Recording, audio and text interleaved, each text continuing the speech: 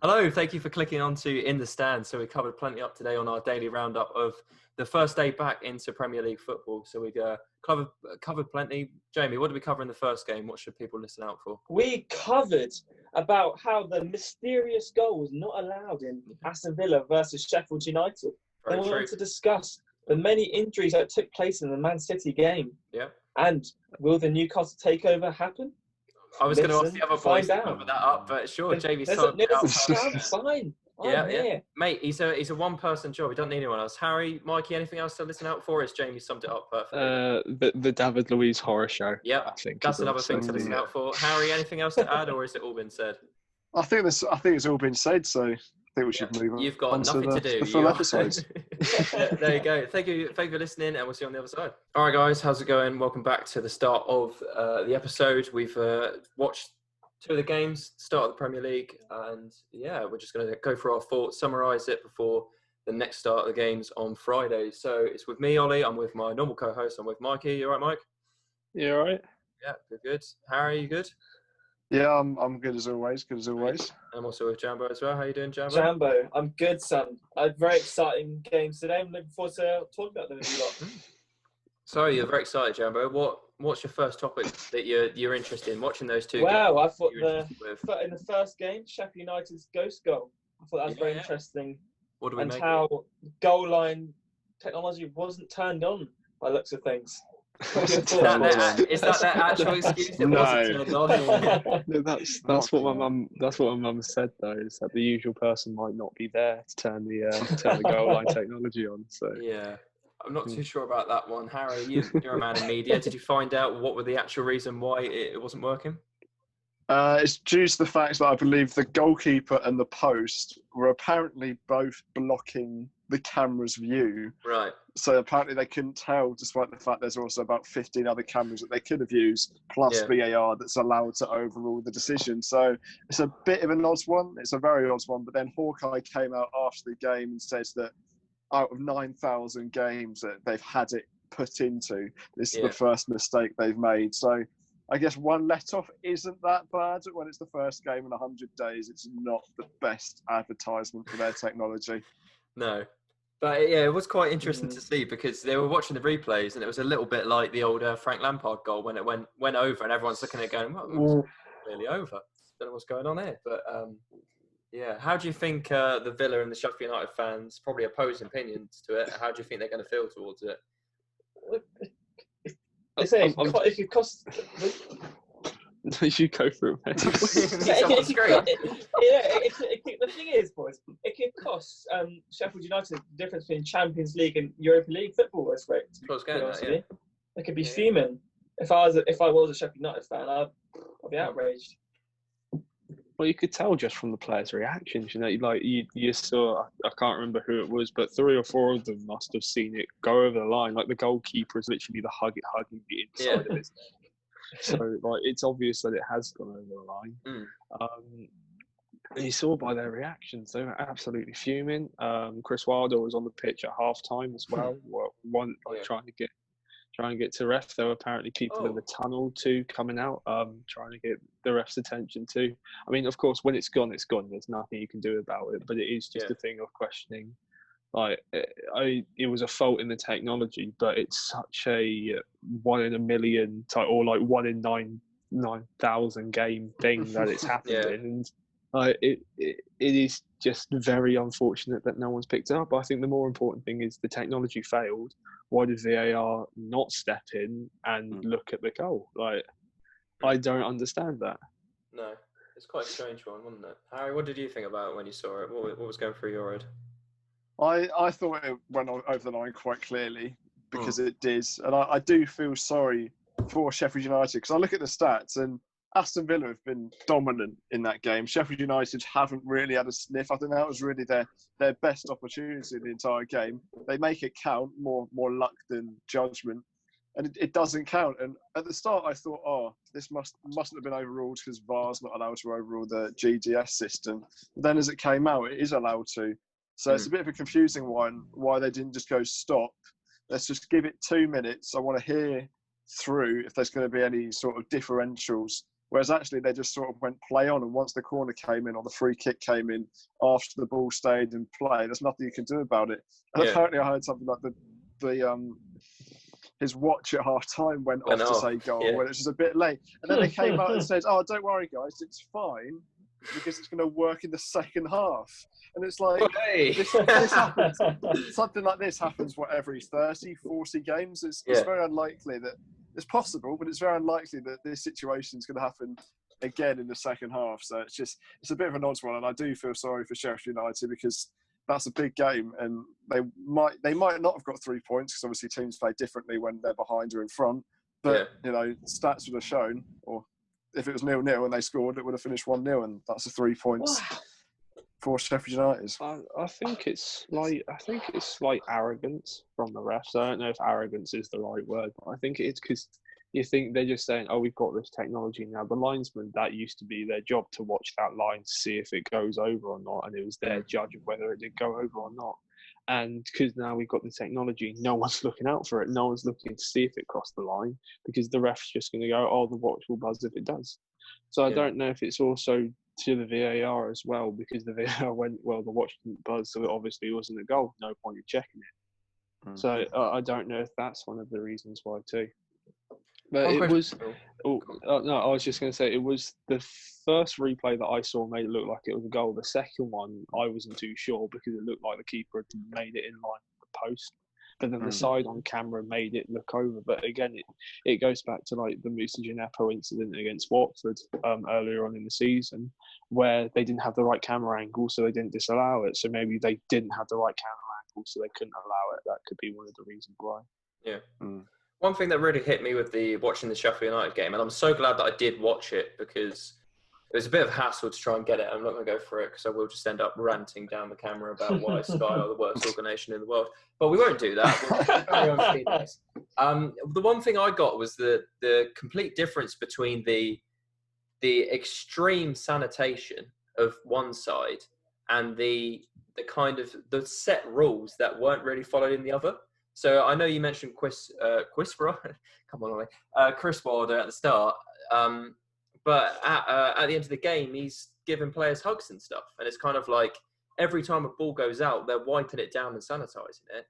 But then at the end of the game, all the players are kind of hugging and all the managers are close contact and stuff like that.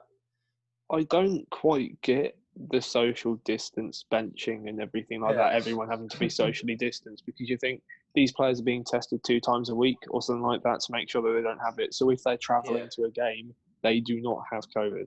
So that doesn't make sense to me. It makes sense in a way of like these players are staying 2 meters apart, so everyone should be staying 2 meters apart. It's supposed to be setting an example. But everyone there's tested, so it should be fine for someone to go and shake hands or something like that, or celebrate with a teammate. Because It's just the strange kind of comparison where like most players are in, like people who aren't playing are in like face masks and everything's sanitized. Apparently they sanitize as soon as they come on. And I get that, but it just seems like there's a complete difference between what happens on the pitch and what happens off. Like I get that it's the 22 players, but when like the managers are then getting involved and they've been clearly told not to celebrate with each other, but they're still going to go and give Phil Foden a hug. I know it's the start, but I don't know. Like, worth enforcing it? Do we know it's going to? The thing that I liked, they couldn't give high fives while celebrating, but fist pumps are fine. What do you think, Harry? Are the rules there for a reason, or are they just trying to cover all grounds? Like, what do? Do they need to try and enforce this more? Because I saw a lot of spitting as well, and that was rumoured to almost be a yellow card offence. I know it's not, but they said to reduce it when possible. When it comes down to these enforcements, should they be stringent to try and maintain social distancing? Or do they just say those 22 players are coming in contact anyway and don't need to social distance? What do you think should happen? Yeah, the thing on the bench, I can understand both sorts of things. From Mikey's argument, the fact that they're tested, so they probably won't have it because it's like a 99 or whatever. It's like the tests aren't 100%. You definitely won't have it if you get tested. It's very high. There's not a definitive yes or no. So I can get sort of that side of the argument. I can get the sort of argument from they should be setting an example. So even if they're not on the pitch, they should show socially distanced. So I can see both sorts of things. But then I saw it was Dean Smith, John Terry, and I think another coach was standing up on the balcony, and they were all close together. So it's like, why can they be close together, then not the players? And then I think a lot of it is just a force of habit. The force of habit when you're playing, if you're celebrating with each other, you sort of don't realise that you're doing this or doing that, or forget you can't do this or that. So I think it's a lot of it's down to guidelines rather than actual rules and regulations. It's please try not to do this. We can understand it every now and again. If you absolutely have to, go on, do it. But please try your best not to, because it sets a good example if you don't. And also there's less chance of a very unlikely spread, even though, like Mikey said, there's a very close to 0% chance that anyone in that vicinity has it. Yeah, that's a good point. I mean, the fact that we're talking about the rules and the distancing is probably because there's not really much to talk about the game, is there? I mean, we all watched it. You got Dean Henderson. Dean Henderson had a very good game. He was the reason between 3 points and no points for Sheffield United that game. Yeah, true. And the mentality of the two teams as well. If you hit that at face value and you hadn't watched any Premier League before that, Villa had the majority of possession, looked quite comfortable on the ball, and to be fair, it looked like they posed the most threats. 6 shots on target to Sheffield United's 1. Was Sheffield United not on quite top form today, or is that just a performance that we'll see from them regularly, where they don't have the best of games but still get, still come out with points? What do you guys think? that's how Sheffield United have played this season. To be fair, they've been strong defensively. It's another clean sheet for them as well. Of course, second best defence in the Premier League. They're outstanding defensively, and they did also mix Jack O'Connell, who plays as one of their wider centre backs on that overlap that they try and play. I don't know if the centre-back that came in, not too sure, which it might have been Robinson, I'm not too sure. But he came in and doesn't have the same presence around the team, probably doesn't know the system as well as O'Connell. And they definitely missed him today. It's weird saying that missing a centre-back attacking-wise, but just how Sheffield United play. They missed him today. And to be fair, they did have a decent chance. McBurney had a header from, I think, probably about 6-7 yards out that he headed straight at the goalkeeper. Can't remember his name. That's the problem, isn't it? The problem with this is that, if you see a player and you look at them, because they're obviously supporting Black Lives Matter, and that's a really important cause and stuff like that, that's great. But when you also look at it, you're like, I don't know who that player is. It would help if I could see his name. That also, I thought it would have been one of Heaton or Rayner in goal. It wasn't. Yeah. The guy made a mistake. No idea what his name is. His name's Nyland. He's 29 years old. He's from Norway and born 10th of September 1990. Fantastic. Great. Right. Everyone can send him a birthday card. The problem is, what Mikey was saying, I believe Robinson, that was his first game of the season. And if you're been asked to attack, the problem is, I think he was a bit more cautious, because when you've got a player like Keenan, I think it was Keenan Davis up against him, he looks like a very powerful, fast striker, and he had the better of him on a couple of occasions.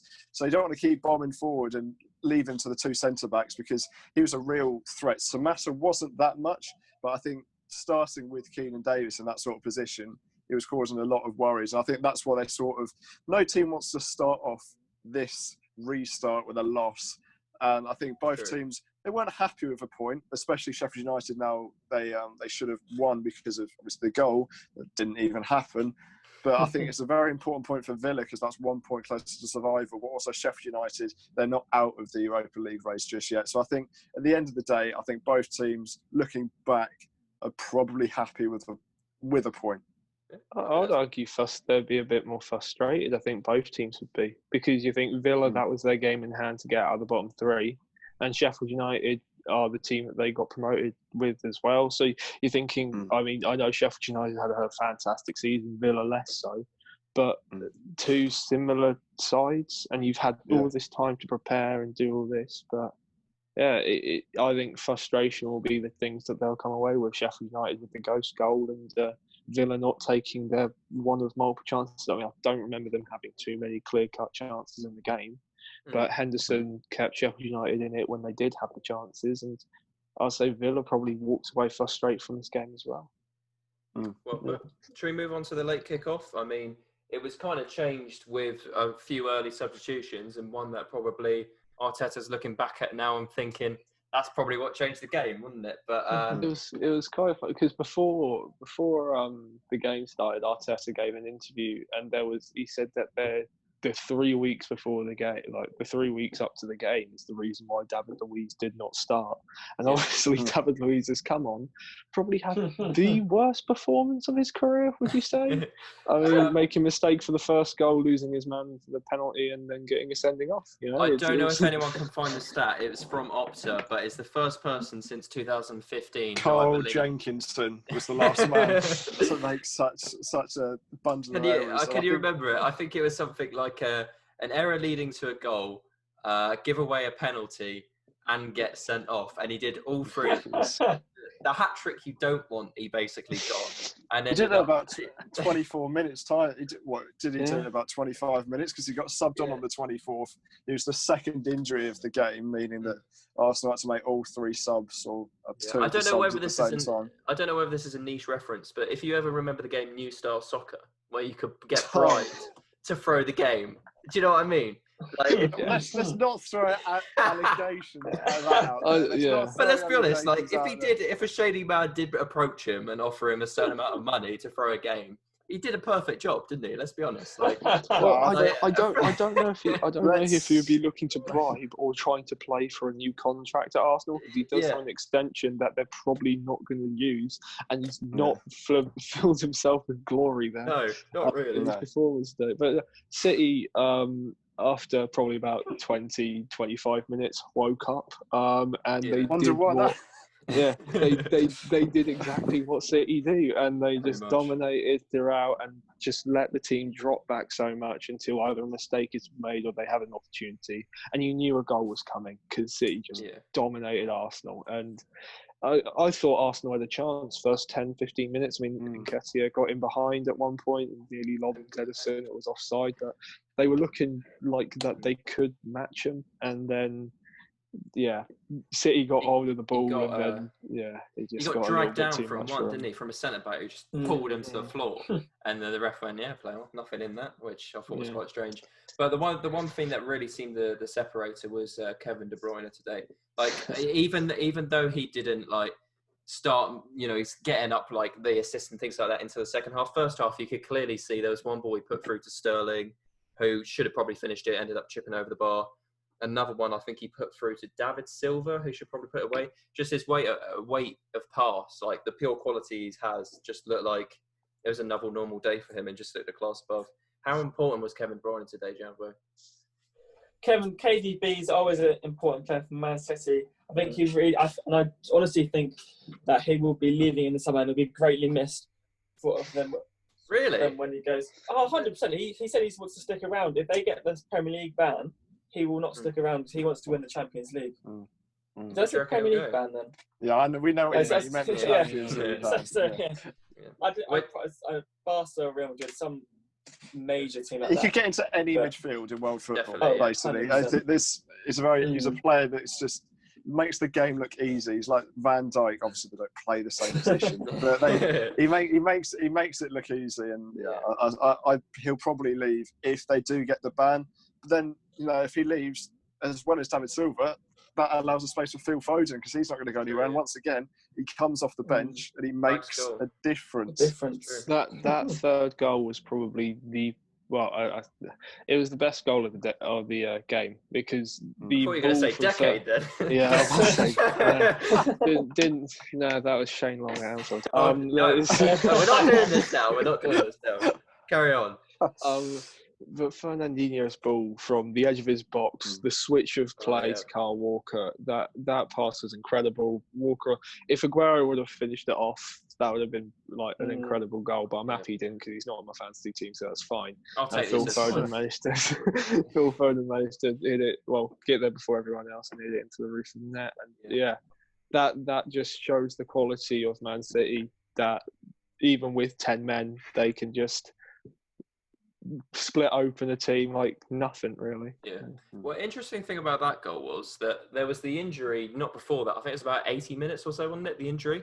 And I was talking to my dad, the fact that the guy was literally the play stopped for about how long? About it was like 10 minutes? 8-9 minutes. 11 minutes at a time. Yeah, and apart from Edison completely not going up to him at all and asking how he was, one thing that struck me was Pep, with no kind of concern for his player, constantly giving instructions, constantly setting his team and ready to go again. And even when the player's been stretched right in front of him, he's still looking at his pitch and still like trying to get everyone sorted. And me and my dad at the time were saying, is he not going to like see if his player's all right, or even like go, you know, and console him or something like that? But he's constantly going and going and going. And we see it time and time again. When he's in a final, if he's won a final, he's still coaching his players. And I just wanted to see what you guys think about that, because he is just the epitome of a competitive person who wants to try and get the absolute best that he can. Does that ever kind of, do you ever kind of see that and think about that? The fact that, I mean, he's always striving for perfection. I mean, the Man City documentary pretty much showed it, that everything was 100%, and like he's always looking for the perfect play, the perfect counter attack or possession play or passing move, and that is just how City play. City play total football. They want to dominate. They want to, and that's how Pep does it, and it's been successful everywhere he's gone. Yeah, that's what I meant. He's been probably the best manager in the decade, probably over the last decade. I mean, multiple Champions League wins. He's got a shot at City this year, and again, he's another person that can go, I want that managerial role, and they'll just sort of roll over and give it to him. So, what do you think about Pep, Jambo? Because, like I said, like I was thinking, is he being a little bit insensitive to his player who's suffered a serious injury, or, you know, because clearly that competitive nature and that attention to detail paid off by killing the game at 3-0. How do you see Pep's style of football, the fact that how he's so motivated to try and get the best out of his team? Well, you don't really see all of it on the cameras. I have to remember that was only certain bits that they're showing off Pep Guardiola. He could have also been looking after his player, making sure he's okay. It just happened to be only when the camera showed him was doing his tactical conversations with his players. I remember I saw a bit where he seemed a bit stressed out when he sat on the bench with his hands on his head. That's a bit I remember from the collision with Edison. Yeah. How, you can just see it in him. His competitiveness is on another level to other managers. Yeah. In fact, I do agree with that on another level, because you wouldn't see another manager doing that when realistically your players get off the pitch. Would you really be doing that? The problem is though with the you knew as soon as you saw the Edison collision, you knew it was bad. Yeah. And you've got all the medical personnel there, everyone's there who can help him. And the problem is, in that situation, Guardiola doesn't have a centre back on the pitch, so he's probably trying to get Rodri and Fernandinho to try and work their way out and trying to play, because they both played centre back at some point in their time in City. So he's just trying to work that out. And there's not a lot he can do. Like, you've got all these medical professionals around him and helping out and stuff like that. And Guardiola's not going to be aiding that at all. So he probably is worried for his player, but that's not the main point of that. He knows that he's going to be off the pitch, he's going to have 10 men, and he's got to work out how he's going to set up his team in a back four without centre-backs.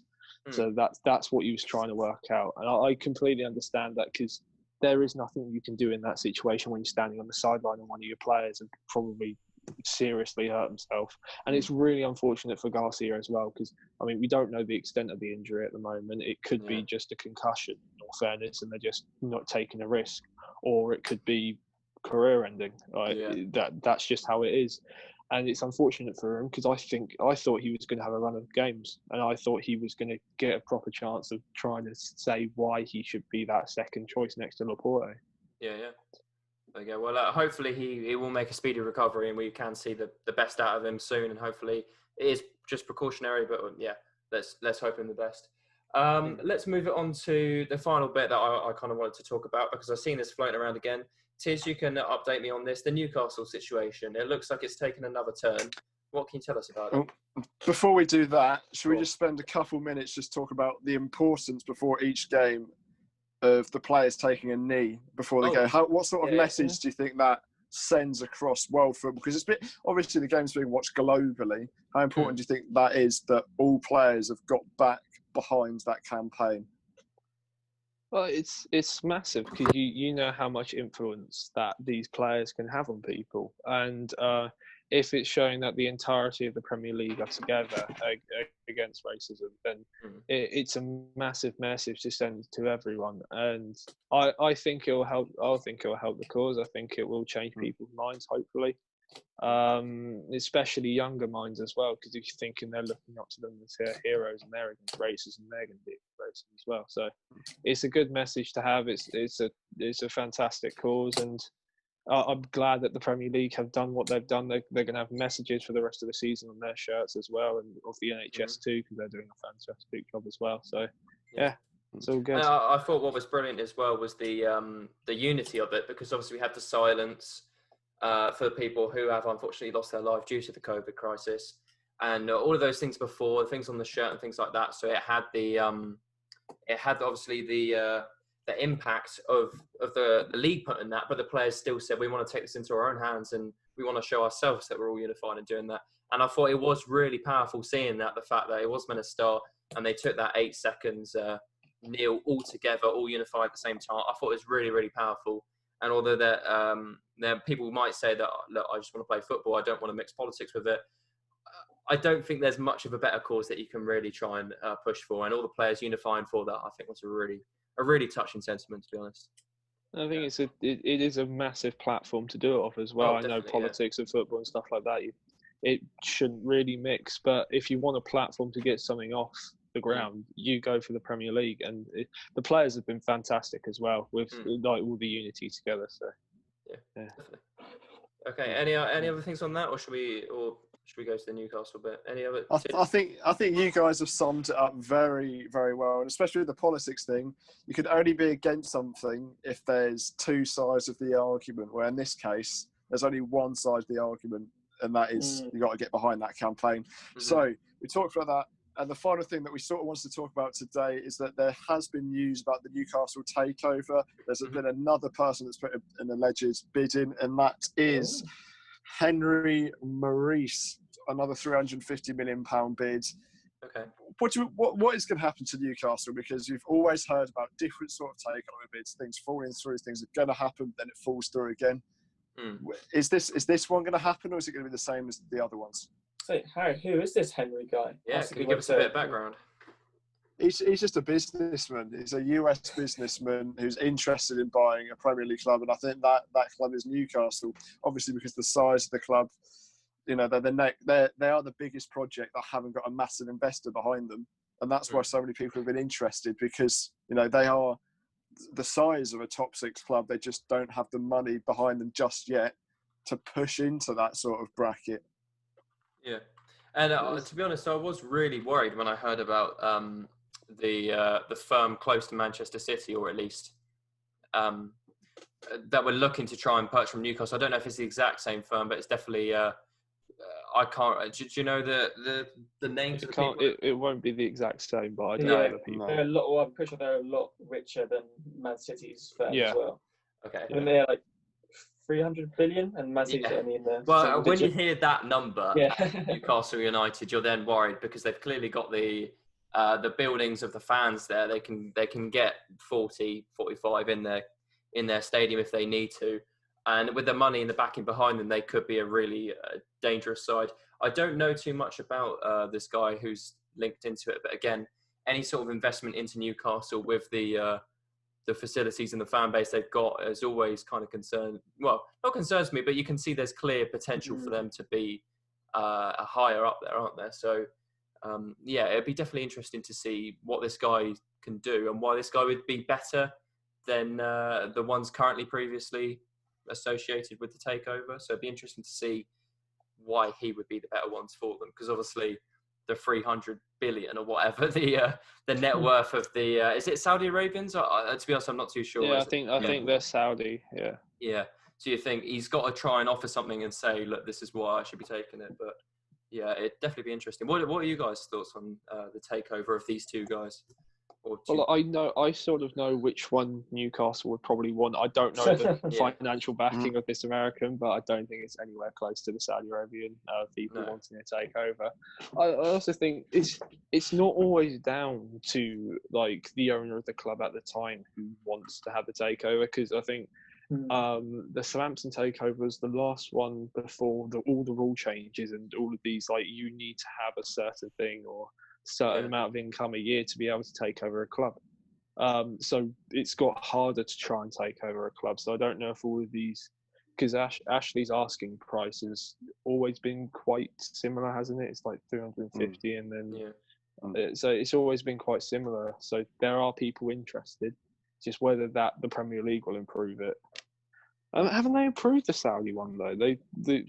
There were talkings of it being approved by the Premier League. There's still murky waters due to the fact that they've allegedly been linked to piracy of BNTV Sports or something like that. But once again, I'm not 100%, but I don't know that 100%. I think that's why that's taking longer to go through due to that. So is this one more legitimate, less legitimate? I'm not too sure. But it's all just so like shaky. For takeover bids and stuff like that, like I never am interested until it's gone through, because you hear so many rumours yearly of clubs being taken over by massive owners, and then nothing comes from it. So until something happens, I don't know anything. I'm trying to find the background on him, and when multimedia outlets can't do the research to find out who this guy is, the details are a little sketchy, it's quoted.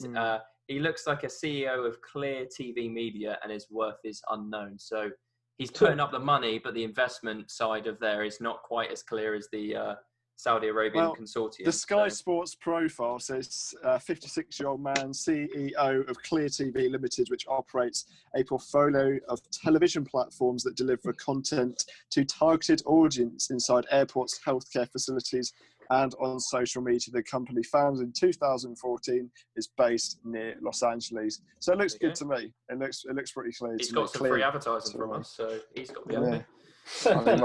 He must if be he's delighted. If he's interested in £350 million takeover of our podcast, I'm more than happy to accept it. I'll fly out for that. Even I would rather hold off, to be honest, boys. If I'm see if I can get another bit of pack it up for those. I'll be happy. Just my Okay, well, I guess if it's an ongoing saga, then we have plenty of other times to talk about the Newcastle takeover. We'll keep an eye on it. If there's any other fresh updates, we'll keep you informed. But I think that's plenty enough for today. We'll keep you updated. No football Thursday, but there'll be plenty on Friday. So after Friday's football and our own team ourselves of Southampton, we can keep you informed as well. So make sure you stick around Friday, Saturday. We'll keep you updated of the updates, and we'll see you soon. It's been me, Ollie. I've also been joined by my co-hosts, which are Mikey. Say goodbye. I thought we were doing the old one. I've been joined. I'm so used to going last. Yeah, I know. I've also been joined by Harry. Say goodbye, Harry.